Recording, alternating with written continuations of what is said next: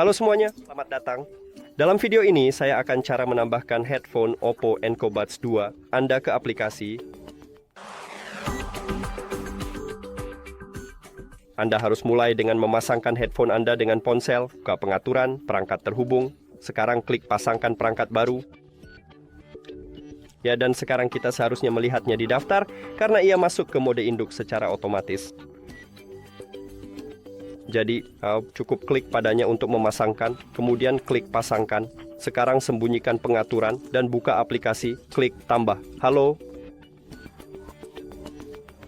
Haruskah saya klik lagi? Ya, sekarang klik sambungkan dan kita berhasil. Terima kasih telah menonton video ini. Jika Anda merasa ini bermanfaat, silakan pertimbangkan untuk berlangganan saluran dan beri suka pada video ini. Itu sangat penting bagi kami. Sampai jumpa.